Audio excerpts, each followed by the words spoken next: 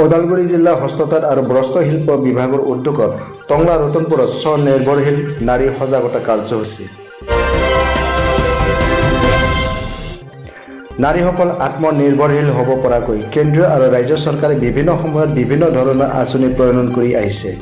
তাৰ মাজতে গ্ৰামাঞ্চল নাৰীসকলেও যাতে দেশৰ প্ৰাচীন কলা হস্ততাঁত আৰু বস্ত্ৰশিল্পৰ দ্বাৰা ঘৰতে বস্ত্ৰ তৈয়াৰ কৰি স্বাৱলম্বী হ'ব পাৰে, সেই সন্দৰ্ভত নৱপ্ৰজন্মৰ লগতে নাৰী সমাজক সজাগ সচেতন কৰি তোলাৰ উদ্দেশ্যে আজি ওদালগুৰি জিলাৰ টংলা ৰতনপুৰত VCDC কাৰ্যালয়ত ওদালগুৰি জিলা হস্ততাঁত আৰু বস্ত্ৰশিল্প বিভাগৰ দ্বাৰা স্বনিৰ্ভৰশীল নাৰী নামৰ এক সজাগতা কাৰ্যসূচী অনুষ্ঠিত কৰে।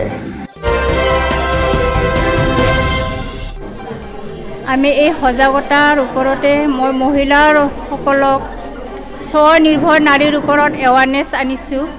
আমাৰ স্বনিৰ্ভৰ নাৰীৰ অৰ্থ হৈছে আমি যিহেতু মহিলাসকলে স্বাৱলম্বী হৈ আমাৰ যিহেতু নিজৰ বিদ্যা আছে কাপোৰ বনোৱা, সেই কাপোৰ বনোৱাৰ বিদ্যাৰ ওপৰতে আমি যাতে নিজকে সংস্থাপন কৰিব পাৰি আৰু নিজে নিজৰ ঘৰখন চলোৱাত নিজৰ লাগতিয়াল বস্তু লগাবিলাক যাতে আমি নিজে নিজৰ বিদ্যাৰে আমি নিজকে সংস্থাপন কৰিব পাৰোঁ, স্বাধীন হ'ব পাৰোঁ, যাতে আমি অকল পুৰুষৰ ওপৰত নিৰ্ভৰ কৰি চলি নাথাকোঁ। সেইকাৰণে মই এৱাৰনেছ দিছোঁ আৰু মই অনুৰোধ কৰিছোঁ, যিহেতু আমাৰ কাপোৰ বোৱা এতিয়া পুৰণি হোৱা যেন হৈছে বা পাহৰি যোৱা যেন হৈছে। আমাৰ নতুন প্ৰজন্মই আমি কাপোৰ বনোৱাৰ পৰা বঞ্চিত হৈছোঁ বা আমি পাহৰি গৈছোঁ বা সেইবিলাকৰ পৰা আমি দূৰত আছোঁ।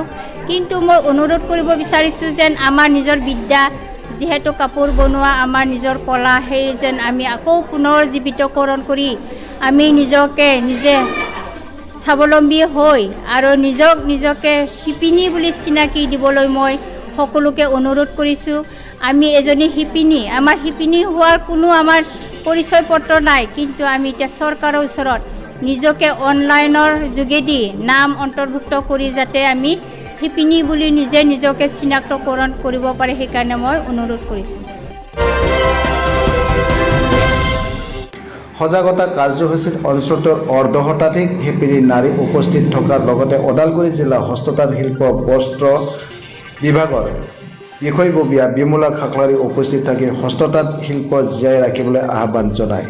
নিউজ ডেস্ক ৰিপৰ্ট, নিউজ 24 বদলে।